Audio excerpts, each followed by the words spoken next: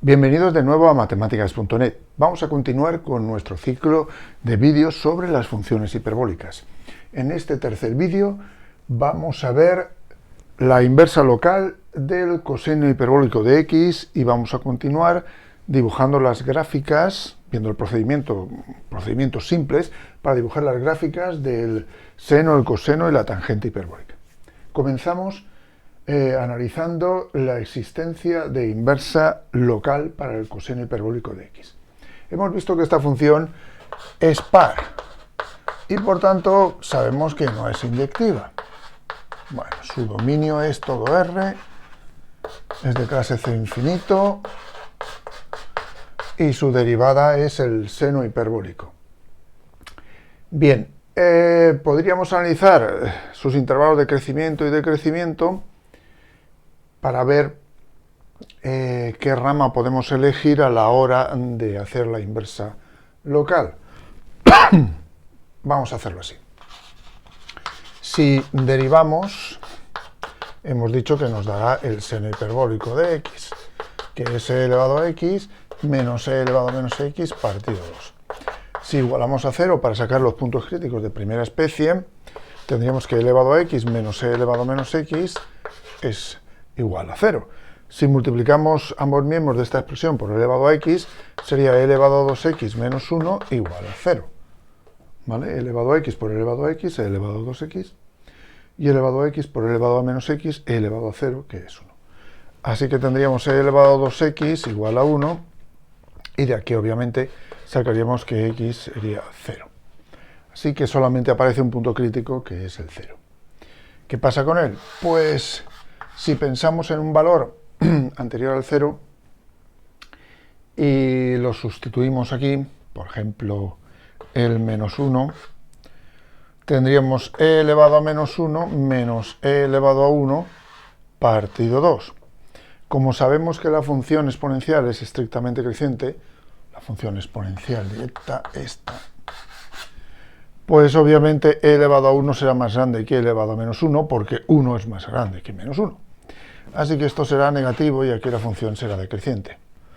Por otro lado, si ponemos 1, como la función seno hiperbólico era impar, y esa es la derivada, pues nos tiene que dar el opuesto, es decir, positivo, creciente. Así que tenemos que elegir una de estas dos ramas, porque obviamente aquí la función será inyectiva entre menos infinito y 0, o entre 0 y más infinito. Generalmente se elige la rama positiva. Y eso es lo que vamos a hacer. Así pues, no vamos a considerar la función coseno hiperbólico en completo, sino solamente aquellos valores para x mayores o iguales que 0. Ahí sabemos que es inyectiva, al ser estrictamente creciente. Bien, voy a plantear esta expresión, u igual a e elevado a x más e elevado a menos x partido 2. Sabemos que esta expresión del coseno hiperbólico, no lo he puesto aquí, pero también es no negativa. Por lo tanto, tenemos aquí una serie de restricciones a tener en cuenta siempre. U me tiene que dar mayor o igual que 0, de hecho me tiene que dar siempre estrictamente mayor que 0. X tiene que ser mayor o igual que 0, porque es la rama que he tomado, y a partir de ahí voy a intentar despejar x conocido u. El procedimiento es similar al que ya hemos hecho antes para el seno y la tangente hiperbólicos. Aquí pondría 2u igual a e elevado a x más e elevado a menos x, multiplicaría todo por e elevado a x, me quedaría esto, y ahora agruparía en el lado derecho e elevado a x, a 2x, menos 2 por u elevado a x, más 1 igual a 0. Haciendo e elevado a x t, tendría una ecuación de segundo grado, que sería la siguiente: t cuadrado menos 2u por t más 1 igual a 0. Resolverla es fácil, t sería igual a menos b, 2u más menos raíz cuadrada de b cuadrado, 4u cuadrado, menos 4 por 1 y por 1. Antes, si recordáis, partido 2. Si recordáis, antes era 4u cuadrado más 4, ahora es menos. Esto me dará 2u más menos 2 por la raíz de u cuadrado menos 1 partido 2, y podremos simplificar el 2, quedando que t es igual a u más menos la raíz de u cuadrado menos 1. Obviamente, para que esto exista, u cuadrado menos 1 tendría que ser mayor o igual que 0. Y es fácil resolver esta inecuación de segundo grado. La descomponemos factorialmente y analizamos los signos individuales para ver cuándo es positivo el producto. O bien, pensamos en la parábola u cuadrado menos 1, que cortaría en menos 1 y 1, y como el coeficiente director es positivo, es una parábola en este sentido, con el vértice como mínimo. Y el vértice obviamente en 0, menos 1. Esto sería menos 1, 0, y esto sería 1, 0. Os dais cuenta que será positivo el resultado cuando u es menor o igual que menos 1 o cuando u es mayor o igual que 1. Pero ahora volvemos aquí y tenemos que pensar en la restricción que hemos puesto al principio. Por lo tanto, solamente me va a servir el caso u mayor o igual que 1, que es el único que es compatible con la restricción que hemos puesto aquí. Así pues, tenemos esto válido para u mayor o igual que 1. Pero ahora tenemos que hacer jugar la otra restricción, esta, x mayor o igual que 0. Pensad, vamos a ver, que aquí tendría, en lugar de t, e elevado a x. Aquí tengo esto. Y esto siempre es positivo, ya sea suma o resta. ¿Por qué lo sé? Bueno, pues porque u cuadrado menos 1 es obviamente más pequeño que u cuadrado. Por lo tanto, si hacemos las raíces, se seguirá manteniendo y será más pequeño que el valor absoluto de u. Por lo tanto, si a u le quitas u cuadrado menos 1, le estás quitando siempre menos. Además, hay que pensar que u es positivo, ¿verdad? Entonces no hay mayor problema. U es mayor o igual que 1, perdón. Entonces no hay mayor problema en considerar que u cuadrado menos 1 siempre va a ser su raíz más pequeña que u, y por lo tanto esta resta será positiva. En la suma no hay nada que pensar, puesto que los dos valores serían positivos. Esto es la raíz aritmética. Vale, pues como digo, esto es consistente.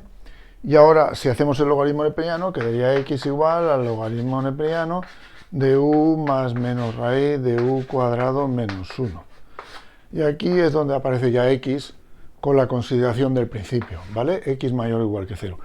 Para que eso pase, tendríamos que elegir la suma, puesto que la resta lo haríamos más pequeño que 1, y entonces, claro, el logaritmo neperiano daría un número negativo, que no corresponde al valor de x que queremos.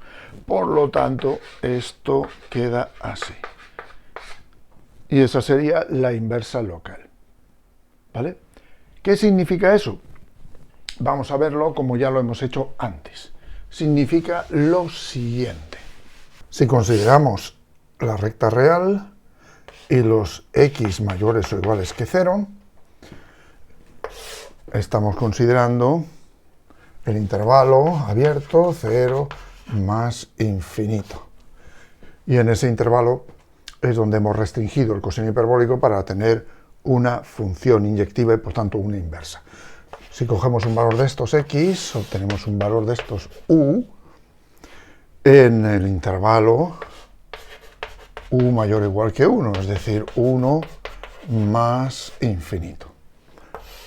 ¿De acuerdo? Si ahora hacemos primero el coseno hiperbólico de x, ¿vale? Vamos en esta dirección, obtenemos u. Y ahora hacemos el arco coseno hiperbólico del coseno hiperbólico de x, pues obtendremos x. Por supuesto, el punto de partida, x mayor o igual que 0. Si lo hacemos al contrario, es decir, el coseno hiperbólico del arco coseno hiperbólico de u, tenemos que partir de u mayor o igual que 1. ¿Vale? Sería este valor. haríamos su arco coseno, daría lugar a un valor x mayor o igual que 0, y luego al aplicar de nuevo el coseno hiperbólico obtendríamos el original del que partimos, u. Bien, entendidas ya las funciones recíprocas, también llamadas inversas, del seno hiperbólico, el coseno hiperbólico y la tangente hiperbólica, vamos ahora a representar, mediante una serie de consideraciones, las funciones directas, es decir, el seno hiperbólico, el coseno hiperbólico y la tangente hiperbólica. ¿De acuerdo? Y luego en un siguiente vídeo pues ya nos centraremos en las inversas, el arco seno hiperbólico, el arco coseno hiperbólico y el arco tangente hiperbólicos. Por supuesto, todavía nos faltan por ver las funciones inversas multiplicativas de estas, cosecante, secante y cotangente, y sus respectivas inversas. Bien, para acabar, como ya he dicho, vamos a esbozar las gráficas del coseno, el seno y la tangente hiperbólicas. En realidad, para hacer eso necesitamos los recursos del cálculo diferencial, y ya lo hice en otro vídeo, y lo voy a poner aquí un enlace. Realmente con esos recursos podemos ver el crecimiento, el decrecimiento, los puntos de inflexión, la concavidad, la convexidad, etcétera, etcétera. La construcción no es difícil.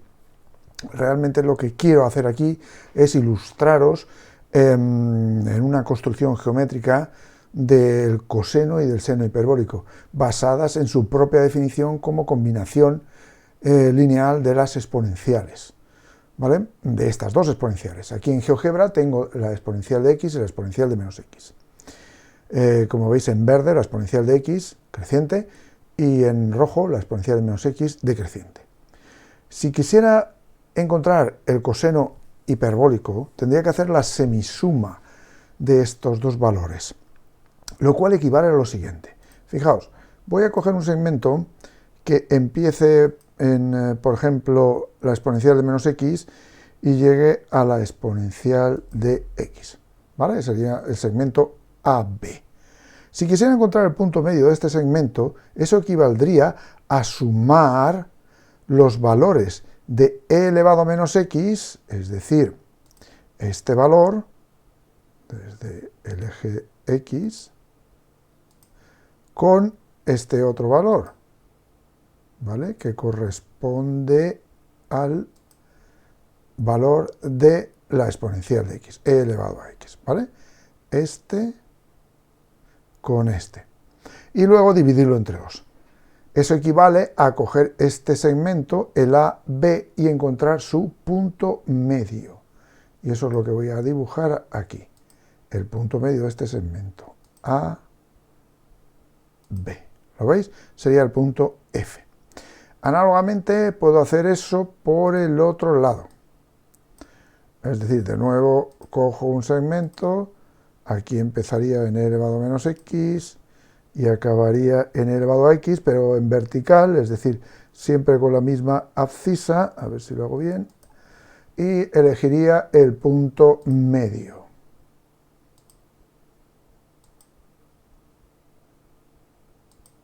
Que sería aquí el punto I latina. Bien, pues si ahora representara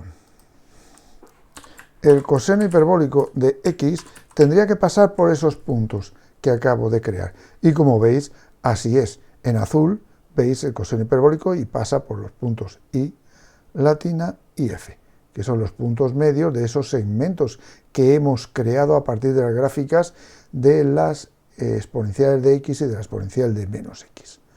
¿De acuerdo? En el caso de el seno hiperbólico sería la semidiferencia, lo cual es algo diferente. Voy a borrar todo lo que he creado a excepción de las exponenciales para empezar de nuevo. Muy bien, ahora el segmento que construyo es el siguiente. Por ejemplo, en el lado izquierdo ya sabéis que sería e elevado a x, es decir, esto desde aquí hasta aquí, por ejemplo, ¿vale? Y luego menos e elevado a menos x. Es decir, a este segmento habría que quitarle este. Con lo cual ya quedaría en la parte negativa, obviamente, ¿verdad? Aproximadamente, vamos a ver.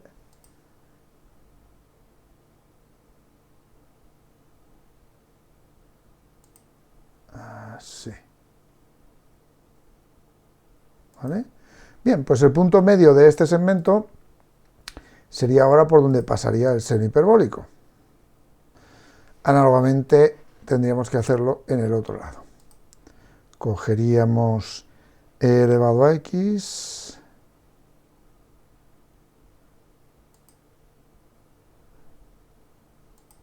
le quitaríamos e elevado a menos x, ¿vale? Eso nos daría un segmento que ahora también quedaría la parte positiva, ¿lo veis? Porque a todo este le quitamos este trocito y quedaría pues aproximadamente por aquí. Y luego haríamos el punto medio de este segmento, de aquí hasta aquí, ¿vale? Bueno, pues ahora voy a representar el seno hiperbólico y veremos cómo aproximadamente tiene que pasar por esos puntos. ¿Lo veis? No me he equivocado en exceso, a pesar de que lo he hecho un poco en plan artesanal. En todo caso, vamos a ver lo que os saldría. Coseno hiperbólico de x sería la gráfica así. Seno hiperbólico de x sería esta gráfica. Y por último, la tangente hiperbólica de x tendría esta otra. ¿Lo veis? El coseno hiperbólico, una función par. El seno hiperbólico aquí en rojo, una función impar. La tangente hiperbólica también una función impar. Dominio todo R, sus recorridos particulares, ya lo veis. Por ejemplo, en el caso del coseno hiperbólico, tenemos que el recorrido es de 1 hasta más infinito. Y cuando hicimos la inversa, consideramos solamente esta rama, ¿vale? En el caso del seno hiperbólico, es una función inyectiva en todo R y no tenemos que considerar ninguna rama en particular. Y su inversa pues también se extiende a todo R. Y en el caso de la tangente hiperbólica, como veis, su recorrido está entre menos 1 y 1, aunque al ser impar y tener esta forma, también su inversa se extiende entre menos 1 y 1, ¿vale? Pero da cualquier valor real, la inversa, no lo que puedes tomar para que saque la inversa, ¿vale? Bien, con esto termino.